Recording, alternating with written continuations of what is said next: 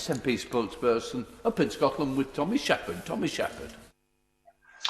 Mr. Speaker, it seems the Conservative Party's toxic political cocktail of British exceptionalism and arrogance has hit the buffers of the real world. We await Sunday, but if there is a deal, it will be a sordid and pitiful affair. Can the leader at least answer this? In what fashion will the government involve Parliament in this endgame? Will it put down a resolution, introduce a bill, table a statutory instrument, or simply make a statement which we can neither amend nor agree? And with 3 weeks to go, if the government does not yet know how it will present to Parliament our future relationship with the EU, isn't this not only a failure of statecraft, but a shocking level of domestic political mismanagement? It seems that the people of Northern Ireland will get to march to a European beat after all. In consequence, the government has withdrawn Part 5 of its internal market bill, but the assault on devolution remains. So can we have a debate on why Scotland is the only nation within the UK that is getting a hard Brexit against its will? If a bespoke solution is available for Northern Ireland, then why not Scotland? The arguments against are unconvincing. A border is a border. It has the same legal and economic status whether on land or on the seabed. Yesterday, the Chancellor of the Duchy of Lancaster was effusive about what he called the primacy of democracy, saying it is for the people of Northern Ireland to decide their future.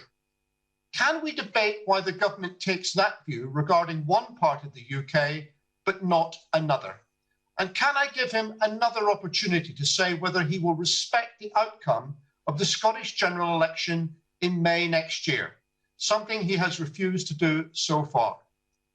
Finally, Mr. Speaker, today is International Human Rights Day. Given his comments a moment ago, will he support a debate on the Justice Secretary's plans to review the Human Rights Act and give an assurance that it will not weaken the protection of the European Court of Human Rights or the authority of the devolved administrations in these matters? Mr. Speaker, what a joy it is, as always, to hear from the honourable gentleman, who is such an uplifting advocate for the United Kingdom, because he comes on and he talks about sectionalism. What is the most sectionalist party?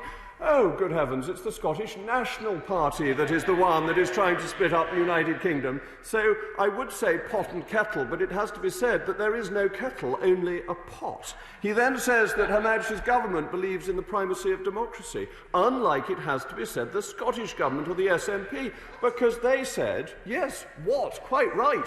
The honourable gentleman doesn't believe in democracy. He's against it because there was a vote in 2014 which was a generational vote. Now, the honourable gentleman may think that a generation is the generation of the fruit fly, but I think the generation in question is the generation of a person, of a voter, and we have not got close to a generation.